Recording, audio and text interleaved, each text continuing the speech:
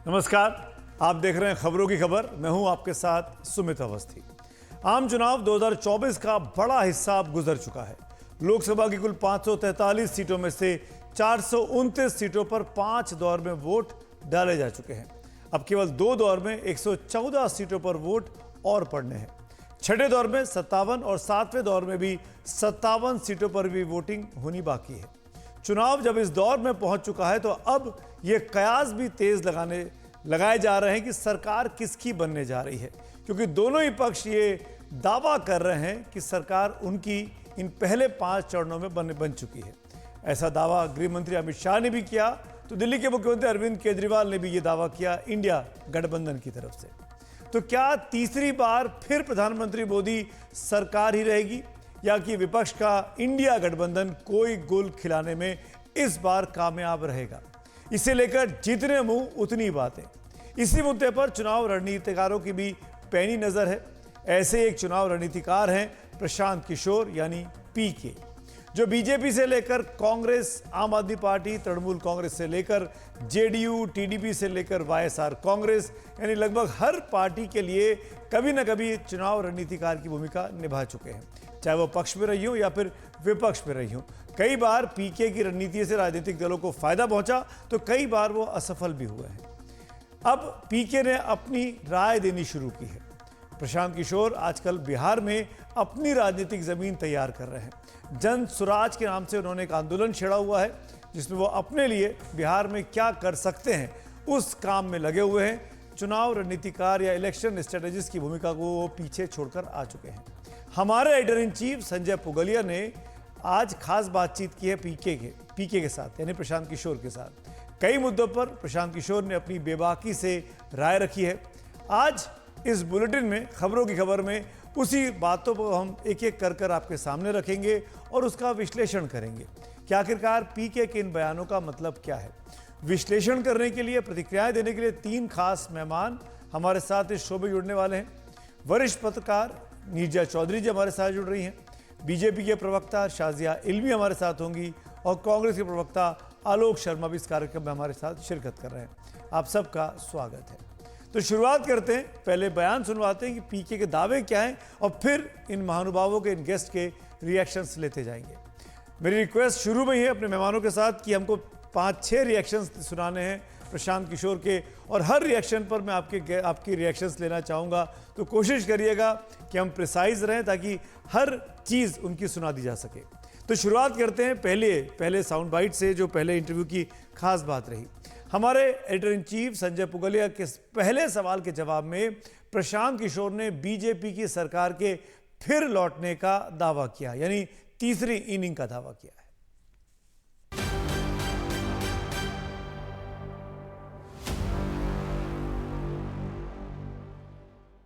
एक ही सवाल पूछ रहे हैं लोग, 4 जून का नतीजा क्या होगा?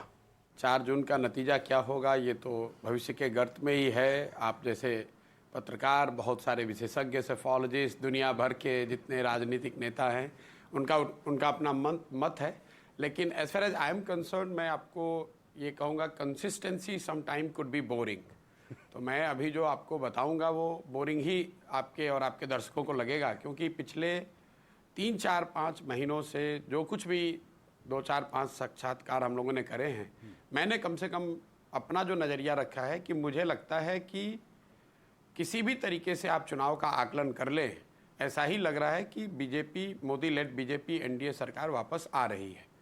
नंबरों को लेकर, आंकड़ों को लेकर चर्चा हो सकती है, उसमें मत भिन्नता हो सकती है, लेकिन मोटे तौर पर ये बात करीब साफ दिख रही है कि जो सरकार अभी है वो जिस तरह का नंबर उनके पास पिछले लोकसभा में या अभी के लोकसभा में है, मोर और लेस इन्हीं नंबरों के साथ या इससे थोड़ा बेहतर नंबर के साथ वो वापस आ सकते हैं।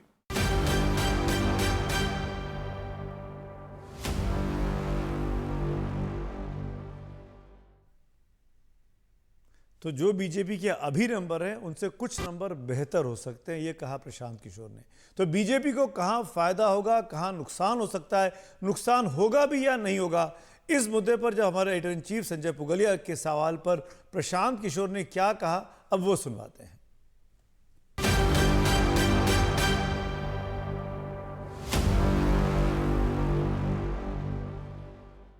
ये सवाल आपसे पूछना जरूरी है कि सीटें कहां बढ़ेंगी और फिर चर्चा करेंगे कि कहां घट सकती हैं।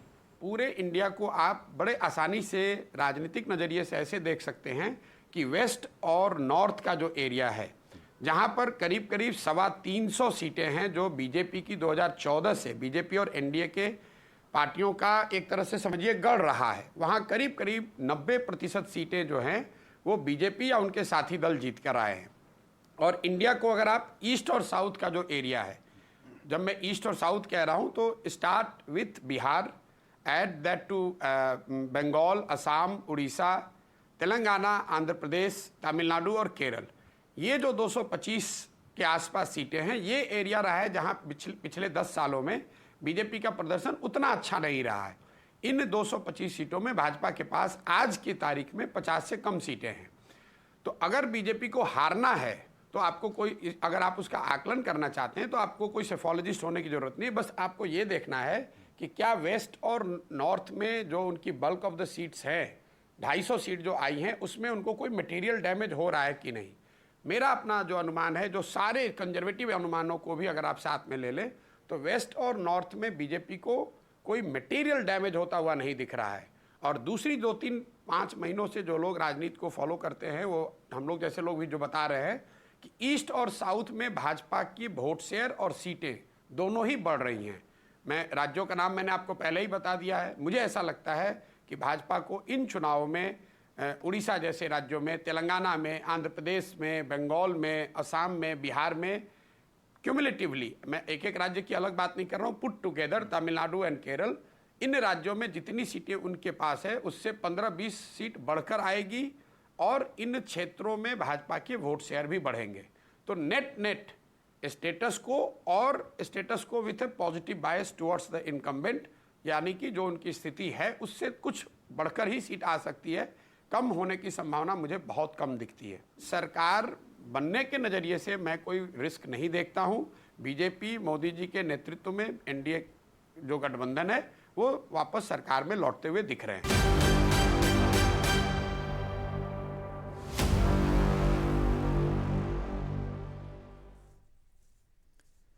तो आइए अब तीनों मेहमानों के पास चलते हैं, बारी बारी से रिएक्शंस लेते हैं। नीरजा चौधरी जी हमारे साथ हैं, शाज़िया अलमी भी अब जुड़ गई हैं और आलोक शर्मा भी हमारे साथ हैं।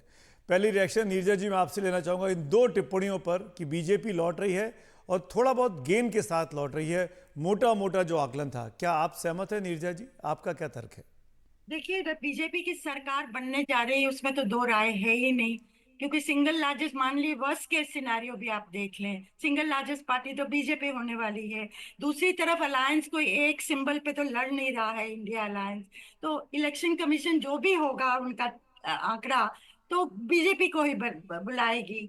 तो मेरा भी मानना है कि ऐसा लग रहा है कि भाजपा को क्लियर मेजोरिटी आएगी। कितना आंकड़ा होगा, 303 से ज्यादा होगा, वो मैं नहीं कह सकती हूँ, पर आसार यही है कि चांसेस हैं, दिख रहे हैं कि बीजेपी मेजोरिटी के साथ आएगी। जहां तक आपने किया सवाल, कहां से बढ़ोतरी होगी, कहां से स्टैटिक रहेगा, वेस्ट और नॉर्थ में प्रशांत किशोर कह रहे हैं कि जैसा था वैसा रहेगा।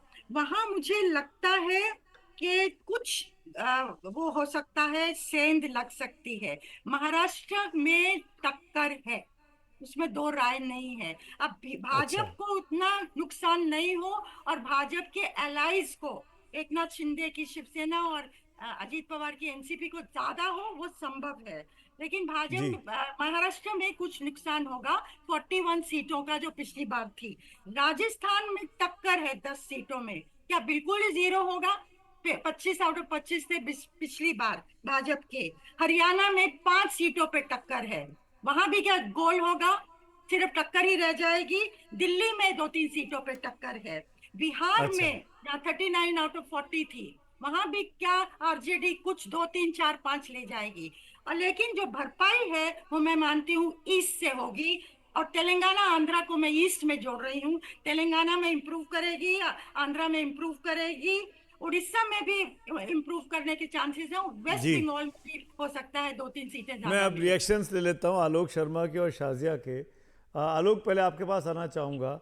आपने सुना प्रशांत किशोर को, उनका ये कहना है कुल मिलाकर कि बीजेपी जहां स्ट्रांग थी वहां स्ट्रांग है, जहां कमजोर थी ईस्ट में और साउथ में वहां भी वो वोट गेन कर रही है, सीट गेन कर रही है। आप इसको कैसे देखते हैं? नहीं, मैं समझता हूँ बीजेपी तो हर एंगल से स्ट्रांग ही हुई होगी, इलेक्टोरल बॉन्ड्स के पैसे लेके सब कुछ। आज जो अगर वीक हुआ है तो देश का जनमानस वीक हुआ है, देश वीक हुआ है, इसमें कहीं कोई तो राय नहीं। ये इंटरव्यू पूरी तरह से, मैंने अभी कुछ अंश सुनाई उसके एनडीटीवी पर, पूरी तरह से ऐसा लगता है कि पूर्वाग्रह से प्रेरित और स्क्रिप्टेड इंटरव्यू है। नीरजा जी ने भी उसका पूरी तरह से जो चीजें कही, पूरे इंटरव्यू में कहीं पर भी ये नहीं किसी ने भी बताया कि बीजेपी नॉर्थ में एज इट इज क्यों रह जाएगी या ईस्ट में क्यों बढ़ जाएगी। बीजेपी ने 10 साल में वो कौन से काम किए हैं जिसकी वजह से उनकी सीटें या तो वैसी ही रहेंगी या बढ़ जाएंगी। मैं 10 रीजन बता सकता हूं जिसकी वजह से मुझे ये इंटरव्यू जी पूर्वाग्रह से प्रेरित लगता है। इसमें कहीं पर भी ये नहीं बताया गया है कि कौन से जिस भी तरह से, या तो वो इकोनॉमी के फ्रंट पे हो, फॉरेन पॉलिसी के फ्रंट पे हो, किसी भी फ्रंट पर कौन सी ऐसी चीज हुई है कि जिसकी वजह से यही आंकड़े रिपीट होंगे। क्या 15 लाख अकाउंट में आए, क्या 2 करोड़ रोजगार मिले, क्या 2022 तक सबको घर मिल गया और आमदनी बढ़ गई, क्या वो मोदी जी के जो नारे थे बहुत हुआ महिलाओं पर अत्याचार, अब की बार उनकी सरकार, क्या वो प्रॉब्लम सॉल्व हो गई। मुझे नहीं लगता कि चीन घुसकर हमारी भूमि पर बैठा हुआ है। और तमाम चीजें ऐसी हैं, इतना बड़ा किसान आंदोलन हुआ, इतना बड़ा कोरोना के समय पर जो आप पूरे देश ने देखा, मेक इन इंडिया, जी startup India, backup India, letup India, आज किसी का कोई नाम नहीं ले रहा है। नीरजा जी बहुत वरिष्ठ पत्रकार है, मैं बहुत सम्मान करता हूं, लेकिन शायद वो भी 2 कारण नहीं बता पाई कि किस वजह से ऐसा होगा। वो कह रही है कि जो इंडिया अलायंस है वो तो अपने अलग अलग सिंबल पर लड़ रहा है, तो स्वाभाविक है कि अलायंस का तो सिंबल होता नहीं है, वो तो अलग अलग पे लड़ेंगे। मैं केवल ये जानना चाहता हूं कौन सी ऐसी चीज जी है 2019 से जो बेहतर है बीजेपी के लिए। बीजेपी की हालत इतनी सुन लेते खराब हैं। है कि मोदी जी यू के यू तमाम जो वहां पर जो रैलीज हो रही हैं उसमें लोग नहीं आ रहे हैं। आप हालत आलोक जी देखिए कि आपने अपनी यूपी बात में की। इंडिया अलायंस की शाजिया, रैली में लोग रुक नहीं रहे हैं। शाजिया के तर्क सुन लेते हैं। आपने बड़े अच्छे से अपनी बात रखी। शाजिया, आलोक जी का कहना है कि बहुत सारी चीजें ऐसी हैं जो जिसको एड्रेस नहीं किया गया। आप क्या, आपको लगता है कि किसानों का मामला हो, रोजगार का मामला हो, महंगाई का मामला हो, ये तमाम मुद्दों पर नाराजगी है अभी भी जनता में? सुमित जी, ये रटे रटाए डायलॉग रोजाना सुनते हैं। इतने इलेक्शंस हो गए, इतने इलेक्शन आए गए, पिछले 10 साल से पूरे देश में कितने हुए हैं? 48 से ज्यादा चुनाव छोटे बड़े हुए हैं, सबने सारे नतीजे देखे हैं। यही जो आलाप है, यही ये राग है, इसको आलापा जा रहा है। और सुन सुन के मुझे लगता है लोग भी थक गए हैं, खुद आलोक भाई भी थक गए होंगे अपनी आवाज सुनकर और इसी बातों को। अब मैं आपको बताना चाहती हूँ कि ये भाई साहब जो कह रहे हैं, इनको यकीन नहीं है। इनको ना प्रशांत किशोर की बात में यकीन है, ना नीरजा जी मैम की बात में यकीन है। इनको इलेक्शन कमीशन में यकीन नहीं था। बहुत ही लंबे अंतराल तक तो इनको ईवीएम से भी यकीन नहीं था। अदालती कार्रवाई पर इनको किसी तरह से यकीन नहीं है। और अब तो पूरी तरह से साफ है, अब तो जनता जनार्दन पर भी यकीन हट गया है। सभी लोग इतने मुखालिफ हो गए हैं कांग्रेस के, और सबकी सब बीजेपी एजेंट है। तो भाई, अगर देश की जनता भाजपा की एजेंट होना चाहती है, मोदी परिवार में शामिल होना चाहती है, तो उसके खिलाफ आप कुछ नहीं कर सकते। यही है जमहूरियत। आप डेमोक्रेसी को, लोकतंत्र का जी मजाक उड़ाएंगे, और जनता क्यों वोट दे रही है, उसके दिल में क्या है, किसी एक शख्स के लिए, किसी एक पार्टी के लिए, तो देखिए अगर आप उसको हाथ गलत कहेंगे हाथ तो करना आप उनको फिर आरसी से क्या, आप गलत 4 रास्ते जून में अब ज्यादा चल दूर रहे नहीं हैं। है, आप गलत चीजें रास्ते साफ में हो चल जाएंगी, रहे हम लोगों हैं। के सामने आ अगले जाएंगी। शाजिया, 10-20 साल भी ऐसे जो आप रहेंगे। कह रही हैं, जो आलोक अगर कह आप रहे हैं, दफ्तर 4 नहीं, तो जून भाई को साफ आप होगा। दे रहे हैं, उनको बोलो। शाजिया, मैं कुछ और रिएक्शन और सुनवाता हूँ, फिर आगे बढ़ाते हैं इस चर्चा बोलो। को। प्रशांत किशोर के इंटरव्यू की कुछ खास बातें और भी रही, उसके पास चलते हो, फिर मैं आऊँगा। आपके पास बहुत भरपूर मौका है। एक और सवाल जो पूछा गया प्रशांत किशोर से कि इन चुनावों में बीजेपी ने अपने लिए 370 पार का और एनडीए के लिए 400 पार का नारा दिया था। खुद प्रधानमंत्री ने संसद में इस बात को बोला था। क्या किसी सोची समझी रणनीति का यह हिस्सा था? सुनते हैं संजय जी के इस सवाल पर क्या कहा पीके ने।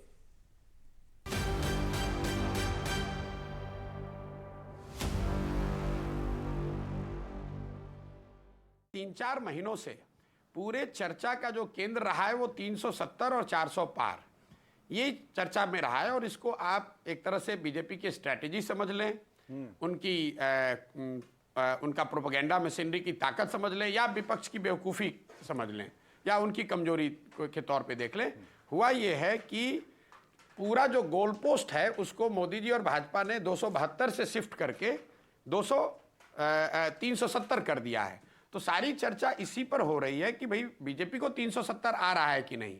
तो कहीं ना कहीं जो मार्केट है या लोगों की चर्चाएं हैं, लोगों का आकलन है, वो उसी के इर्द गिर्द है कि 370 आएगा कि नहीं। 270 की कोई बात ही नहीं कर रहा है। मुझे फिर मैं वही बात कहूंगा कि they have smartly, and we must give credit to BJP और मोदी जी कि उन्होंने शायद इन चुनावों में स्मार्टली वो बार ही शिफ्ट कर दिया। चर्चा का केंद्र जो था, न्यूक्लियस था, उसको चेंज करके 272 से 370 कर दिया। और इसका उनको एक तरीके से फायदा है, क्योंकि कोई ये कह ही नहीं रहा है कि मोदी जी हार रहे हैं। सब यही कह रहे हैं कि भाई 370 नहीं आ रहा है। अरे भाई 320 भी आएगा तो सरकार तो उन्हीं की बनेगी। बिल्कुल।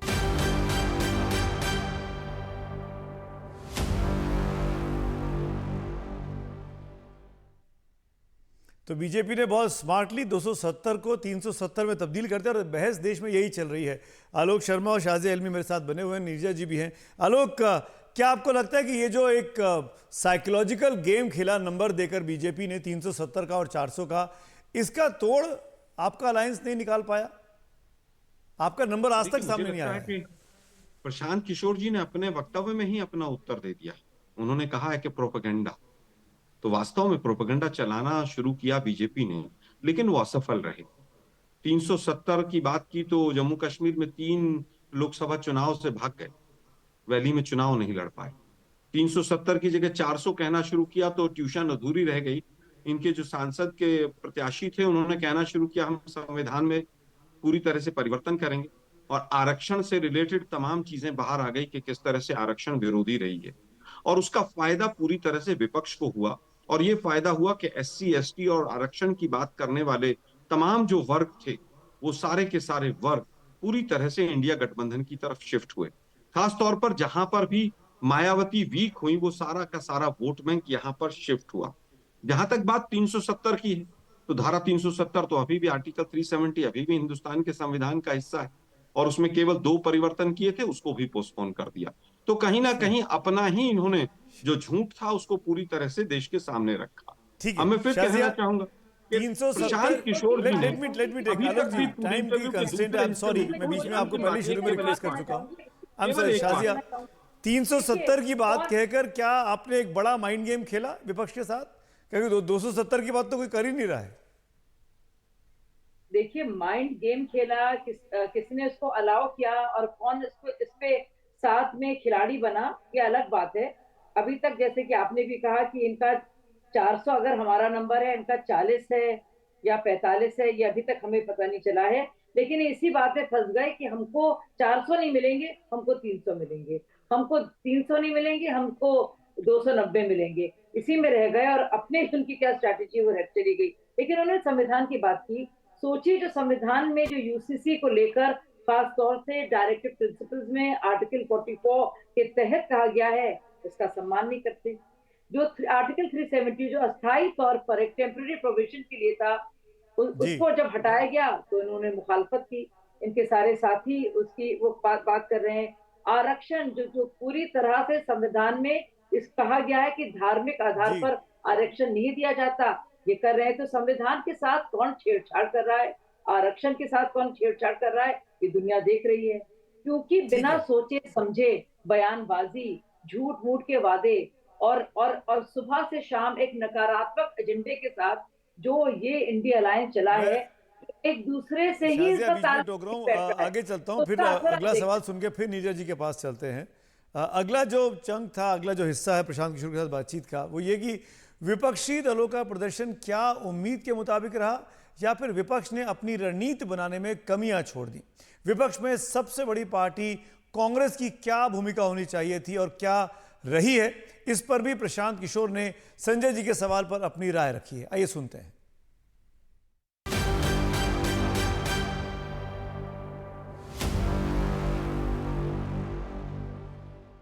आप बिल्कुल ठीक कह रहे हैं प्रशांत जी, इसीलिए मेरा सवाल था कि विपक्ष को थोड़ा सा और स्पेसिफिक कर दें कांग्रेस की तरफ। और मेरी कोई ऐसी मंशा नहीं है कि हम बिना मतलब का किसी का क्रिटिसिज्म करें, लेकिन ये जो अपॉर्चुनिटी थी थर्ड टाइम इनकम्बेंसी वाली, कांग्रेस इस गेम को अच्छा खेल सकती थी, इंडिया अलायंस अच्छा बन सकता था।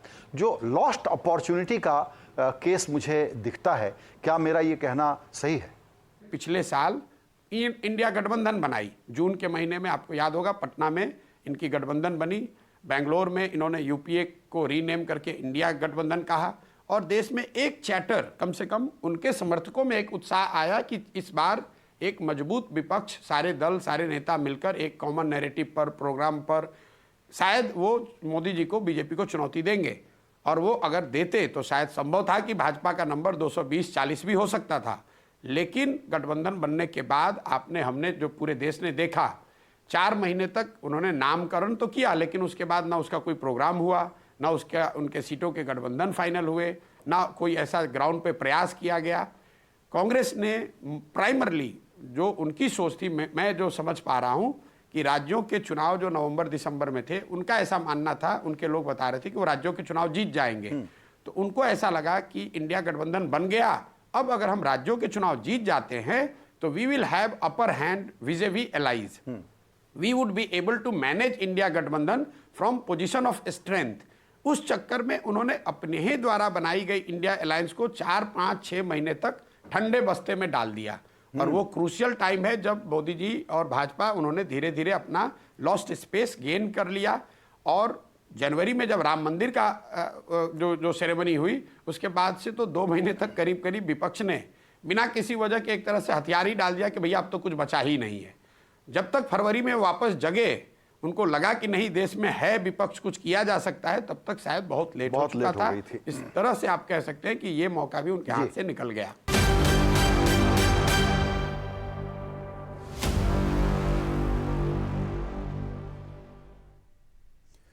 और इन चुनावों के दौरान एक सबसे अहम सवाल जो हर कोई पूछता है, उस पर भी सुनिए प्रशांत किशोर की राय क्या है।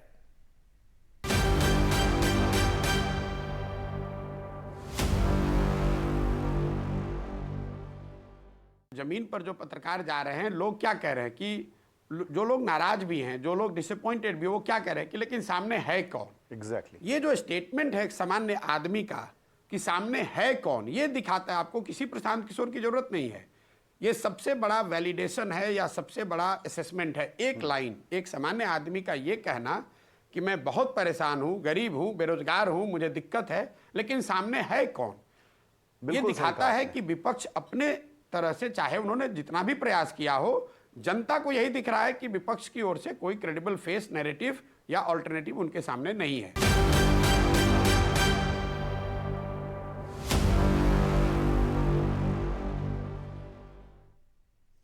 सीधे चलते हैं आलोक शर्मा के पास। आलोक जी, 2 सवाल हैं, दोनों मुद्दों पर मैं आपके रिएक्शन चाहूंगा। कांग्रेस ने अपने स्वार्थ के चलते इंडिया अलायंस को, जो अक्टूबर में बन चुका है, जो जून में बन चुका था, उसको 4 महीने के लिए ठंडे बस्ते में डाल दिया, क्योंकि वो विधानसभा के नतीजों का इंतजार कर रहे थे और कोई चेहरा नहीं दे पाया इंडिया अलायंस। ये सबसे बड़ा रोड ब्लॉक साबित हो रहा है मोदी के सामने कौन, और इसीलिए नुकसान भी हो रहा है। आलोक शर्मा, देखिए, मुझे लगता है अगर चेहरा देने से ही सब कुछ होता तो आडवाणी जी तो उस समय पर मोदी जी से भी ज्यादा बड़े चेहरे थे। 2009 में जीतना चाहिए था इनको। और अटल बिहारी वाजपेयी जी का तो चेहरा सामने ही था, फिर 2004 में क्यों हार गए। चेहरा जो है वो प्रेसिडेंशियल फॉर्म ऑफ इलेक्शन की बात नहीं हो रही। आज चेहरे की बात ये हो रही है कि 10 साल हो गए, मोदी जी आपने क्या किया। अभी आया कि भाई वो कौन कौन से टॉपिक्स पे रहे। मोदी जी तो इस बार हमेशा से गोल पोस्ट बदलते रहे। मछली के कांटे से शुरू हुए मायोवाद, मुस्लिम लीग, पाकिस्तान और मंगलसूत्र, जिस तरह का नकारात्मक प्रचार मोदी जी का रहा है, देश की जनता उसको वोटों में उत्तर देगी। अब दूसरा आया, आपने कहा कि साहब वो इंडिया गठबंधन जो था 4 महीने तक ठंडे बस्ते में रहा, गर्म बस्ते में रहा। मुझे लगता है कि पूरी तरह से प्रशांत किशोर जी की बात से मैं असहमत हूं। चुनाव चल रहे थे 3 राज्यों में, स्वाभाविक है कि 3 राज्यों में हमें चुनाव लड़ने थे। लेकिन अगर सीट शेयरिंग की बात करें तो महाराष्ट्र हो चाहे बिहार हो, जो 2 सबसे बड़े राज्य थे, और चाहे उत्तर प्रदेश हो, हमारी सीट शेयरिंग इंडिया गठबंधन की एनडीए गठबंधन से ऑलमोस्ट या तो पैरेलल हुई है या पहले हुई है। जहां तक बात है कि उन्होंने कुछ नहीं किया, इंडिया गठबंधन में नीतीश कुमार जी की बात आई जी कि नीतीश कुमार जी बीजेपी के ऊपर एक लायबिलिटी बन गए हैं बिहार में। आज हालत यह है कि वो कह रहे हैं कि मोदी जी को 4000 लोकसभा की सीटें मिल जाएंगी। उनकी मानसिक स्थिति जैसी है, उनका जितना है। गिरगिट की तरह रंग बदलना, वो पूरी तरह से बिहार की जनता जवाब दे रही है। शाजिया, क्या आपको भी लगता है कि क्योंकि इंडिया ब्लॉक ने नीतीश कुमार के मन की बात नहीं हो पा रही थी, इसीलिए निकलकर वापस बीजेपी के पास आए और इसी 4 महीने में वो अक्टूबर से जनवरी के बीच में? देखिए ना, प्रशांत किशोर जी ने कहा है कि क्या स्ट्रैटेजी, क्या एक तरह से किस संकल्प के साथ इंडिया अलायंस आगे बढ़ा है और किस तरह का नेतृत्व, किस तरह की सूरत सीरत है उसकी। तो अगर आप सोचते हैं, अगर एक इंडिया अलायंस एक इंसान होता तो वो कैसा होता, और कोई समझ नहीं पाया वो कैसा इंसान होता। अगर मैं आपसे बताना चाह रही हूँ, आप वोटर के लिए अगर आप उसका अटेंशन कैप्चर करना चाह रहे हैं और चाह रहे हैं उसके दिलो दिमाग पर आप छाएं, तो ऐसा क्या आप कहेंगे कि वो आपकी तरफ आएगा? और आप देखिए कि आपके पास को समझ में नहीं आता है, और दूसरी तरफ वही वोटर है जो देखता है मोदी जी को, जो देखता है भाजपा को, जो देखता है जो चीजें हो रही हैं, जिस तरह से जी। प्रचार हो रहा है और हर एक चीज को लेकर बड़े स्पष्ट तौर पर ठीक है, पहले क्या एक हुआ एक है, आगे क्या कॉम्प्रिहेंसिव होता है, अभी क्या रिएक्शन ले होता है। लेते हैं तो मुझे लगता है, नीरजा जी का। मुझे लगता नीरजा है जी, उससे काफी क्या कोई सामने ऑल्टरनेट ना होने के कारण ये बहुत बड़ा एडवांटेज रहा बीजेपी के पास कि नरेंद्र मोदी के सामने कोई नहीं है, और कांग्रेस क्या सेल्फ गोल कर गई इंडिया अलायंस में? देखिए, ये बात सही है। मैं इसको नो ऑप्शन इलेक्शन कहूंगी, अगर एक तरह से डिफाइन किया जाए। और आप ये असंतोष था, उसको जाहिर भी किया लोगों ने, लेकिन आक्रोश नहीं था। और भाजपा के पास दो चीजें हैं जो ऑपोजिशन के पास नहीं है। एक तो नेता क्लियर नरेंद्र मोदी, दूसरा एक फॉर्मिडेबल ऑर्गेनाइजेशन है, इलेक्शन मशीनरी है, जिसको सेंटिमेंट को वोट में परिवर्तित करना, और वो ऑपोजिशन की साइड नहीं रहा है। लेकिन मैं एक चीज आपको बताऊं, मैं अभी 2 दिन पहले मोहनलालगंज में थी, जो कॉन्स्टिट्यूंसी है सटी हुई लखनऊ के साथ। वहां एक गांव में एक दलित ने मुझे कहा कि कांग्रेस अगर मल्लिकार्जुन खड़गे को अपना कैंडिडेट बनाती तो दलित पूरे देश में इलेक्ट्रीफाई हो जाता। मैंने कहा, पर हम कई लोग मानते हैं कि वो तो साउथ के फिगर है, नॉर्थ में तो कोई जानता भी नहीं। तो एक सरपंच उनके पास बैठा हुआ था, उसने कहा हमने नाम नहीं सुना, लेकिन अगर नाम अनाउंस होता तो बहुत जल्दी ही लोग जान जाते और शायद खेल बदल जाता।